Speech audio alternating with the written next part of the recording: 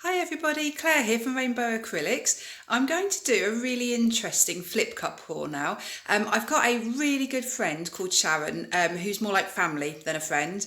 I've known her for a long time, and she would like me to do a paint pour with greens and silver. She absolutely loves green colours. So I've mixed up quite a few different shades of green, some white, some silver, and a pearlescent black to put together. It's going to be so interesting to see how it turns out. Let me show you the colours. So this is what I'm going to use. We've got a really, really dark sap green colour here from Crawford and Black. My new favourite green, Oxide of Chromium Green, Daler and Rowney System 3 acrylic, and I've mixed up two shades. So this is the undiluted shade, and then I've added white just to get a really beautiful light, it's like an olivey green shade. My Pebeo Studio Acrylics Iridescent Green Yellow, one of my favourite ever colours. Pebeo Iridescent Silver, and then black. So I have not used this colour before. It looks really interesting. Pearl Black. Can you see? Let me get it in focus. Can you see? It's like a charcoal grey, and it's sparkly. So I'm hoping it's going to give the black effect, but just without being quite so dark, if that makes sense. So there's the black mixed in there. And then I've got some Artina green. There's the bottle, and then some Montmartre white. So these have all been mixed with my pouring medium, which is in here, and this is just made from PVA glue and water. So it's 2 parts PVA glue and 1 part water, so it gives quite a runny pouring medium. And then I've mixed that with all my paints 50-50.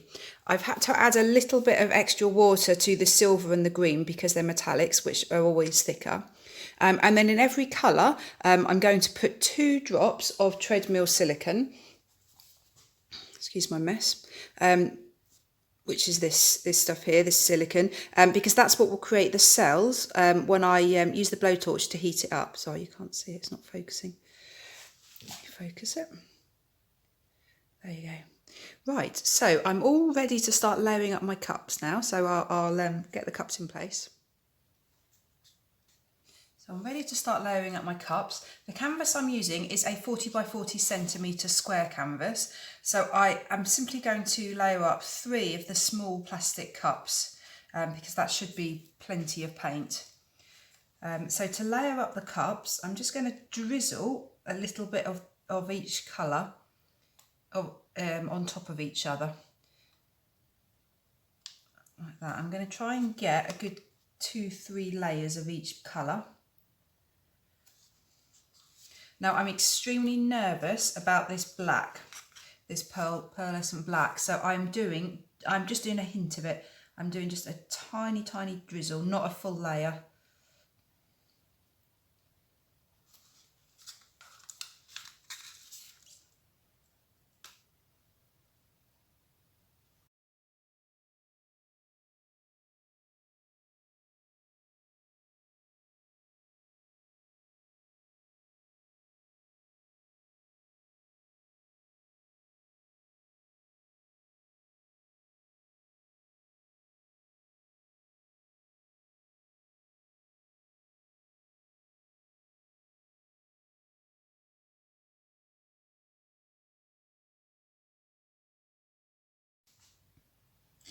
Right, let me just show you the cups layered up.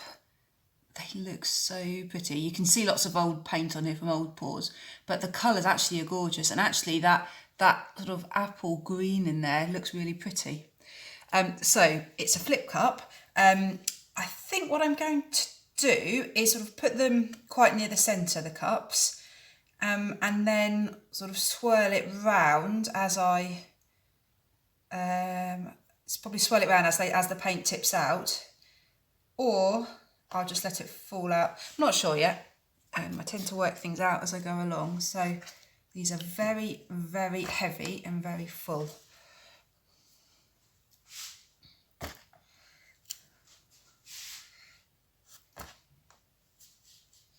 Right, and I'm just going to leave it like that just for a minute or two, just to let the paint sink down.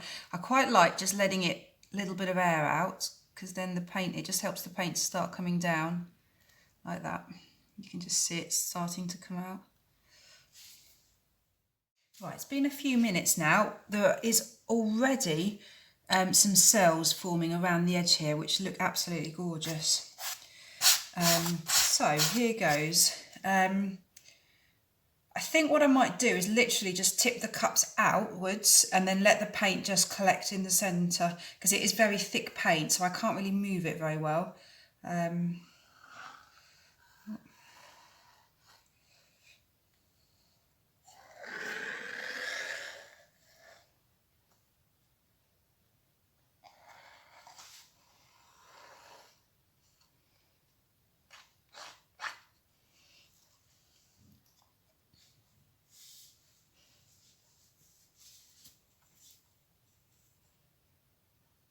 Some lovely cells. I really like the way at this stage you've got these lines where the paints or where the different puddles have mixed. So what I'm doing at the edge here is just using the leftover paint in the pots just to cover the edges of the canvas. So this paint won't show at the end, but this is just going to help the central puddle of paint slide over the edge of the canvas. So I think I might get my spatula just to spread that out a bit.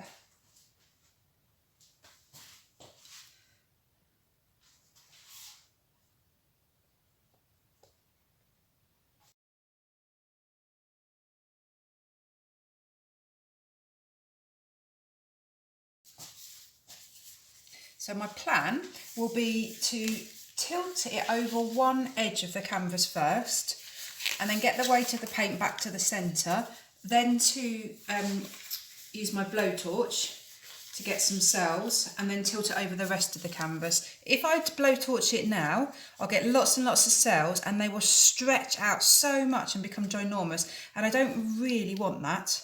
I think what I would rather is have some sort of medium-sized cells. So the way to do that is to torch towards the end of the stretching. So I just want to get quite a lot of my canvas covered, then I'll torch, then I'll stretch the rest out. Right, I'm going to get a corner catcher on the edge here. I'm going to make one quickly. I'll be back in a second. So a corner catcher is a piece of cardboard, corrugated cardboard with a bend in the middle. So I'm just going to wrap that around the corner of the canvas, so when the paint drains towards this corner, it will catch the paint and not let it go off the edge. So it just means that I can keep as much paint as possible onto the canvas. And then as it gets towards the edge, I'll pull it back and then just let that drain over nicely. So now I'm just bringing the weight of the paint back towards the centre. And then I'm going to do exactly the same on this corner, go over this corner.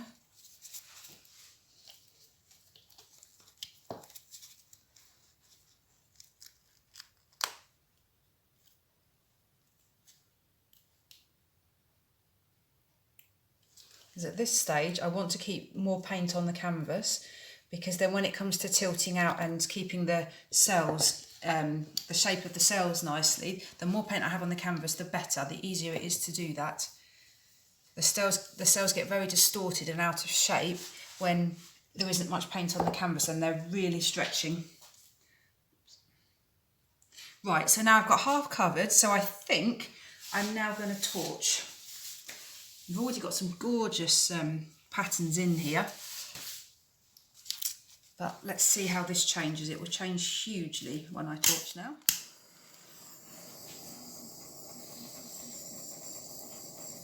I can tell it's going to change a lot because you can see all the colours on top of each other. So there are some areas where it's definitely that green, definitely the white, but here there's just a gradient of different colours, so you can see them through each other. So you know that when I torch, that a lot of the other colours will come through to the surface.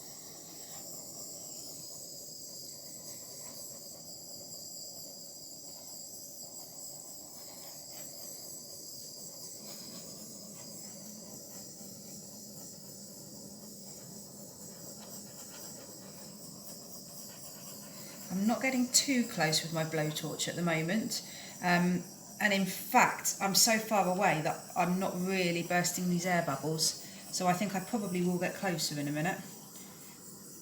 But the closer I get, the more cells that will come up. So it's a balancing act. I want lots of cells, but I don't want so many that it spoils the design of the painting. Wow, these colours are cool, these are amazing.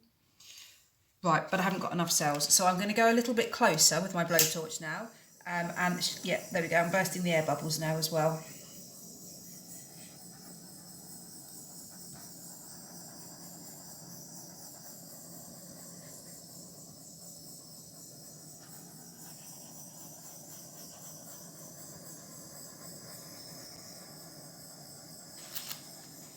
And you'll find that when you create cells, the longer you leave it, the bigger those cells will get.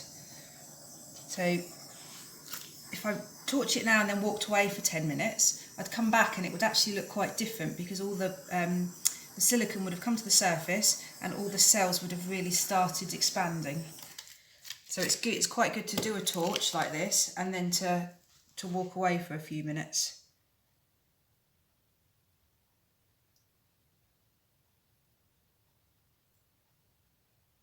This is really, really pretty.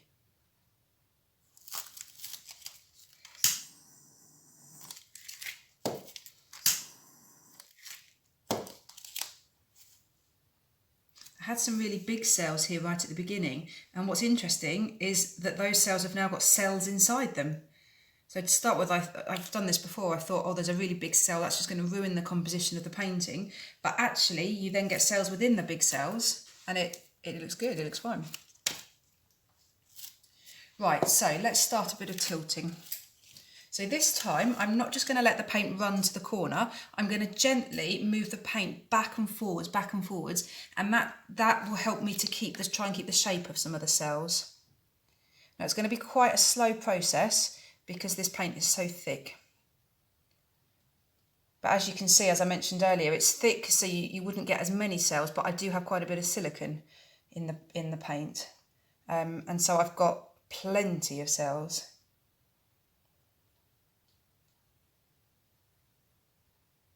So I'm just slowly letting it walk down the canvas. You can see that if I just let it shoot off to one corner, you'd get very long cells, elongated cells, which would look fine, but I'm not aiming for that. I'm aiming for slightly rounder, more defined cells.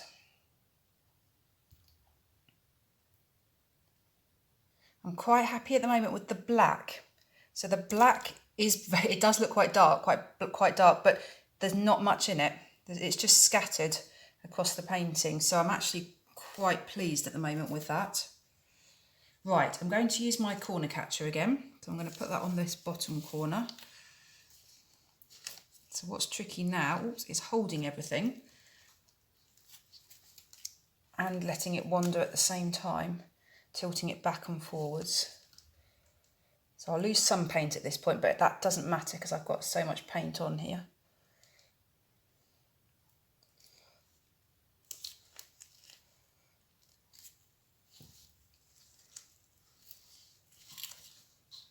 Good. Oh, I'm so happy. This is looking awesome.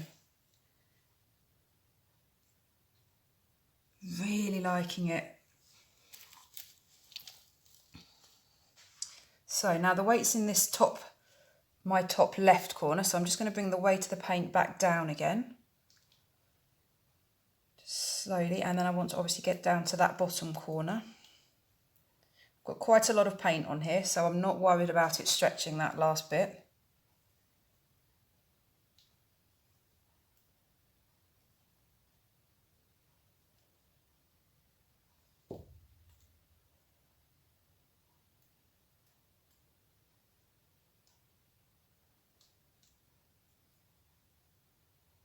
Now it's running over itself slightly here. So although I've got some paint on here already, I'm going to put a bit more of this paint that's already dripped off, because if I can put more on, it won't run over itself. It will keep the pattern and then just stretch and slide. So I'm just going to just put a little bit more on there. So I'm just putting it up to the pattern.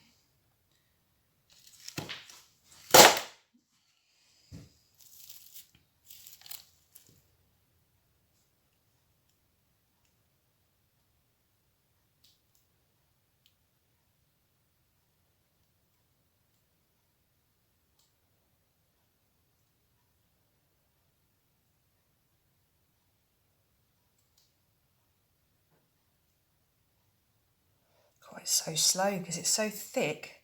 It's really taking its time. Doesn't matter though.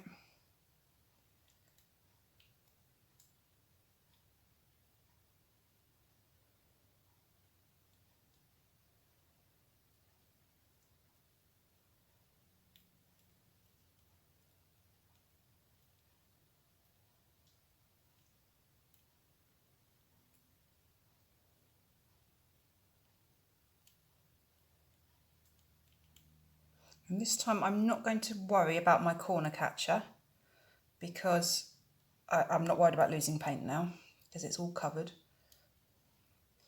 So once it's all covered, all I need to do now is just look at the composition. So I'm just going to bring the weight of the paint back towards the centre again. Sorry, you won't see this for a minute.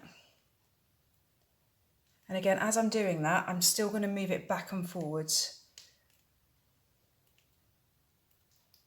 Right, let's just put it down and have a little look, see what's happening. So I've got some quite distorted cells here, which is where it's just run off.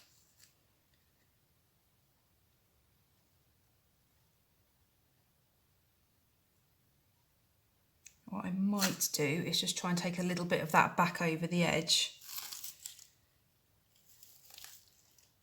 See how heavy the paint feels. Because the weight of the paint is still down there, so now would be a good time to get rid of that bit if I wasn't happy with it. Yeah, so that's come off really easily, those little white distorted cells. Good.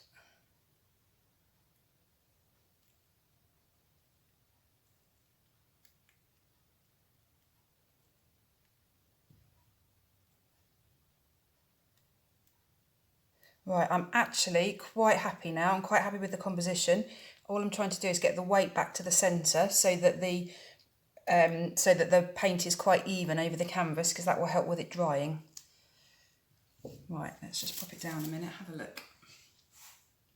I'm just checking all of my edges. In a minute I'll run a stick along the bottom to catch all the drips.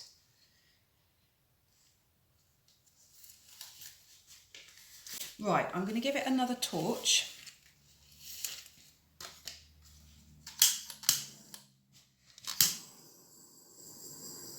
What I quite like is when you have these big cells, and then if I give it another torch, we quite often just get a few more little cells popping up, especially when these gaps, there's a few gaps like here where there aren't any cells. So if I give it a little torch, can you see them? They're all just suddenly popping up.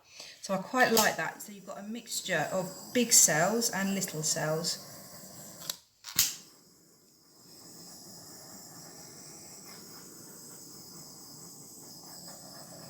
Here it is from the other angle.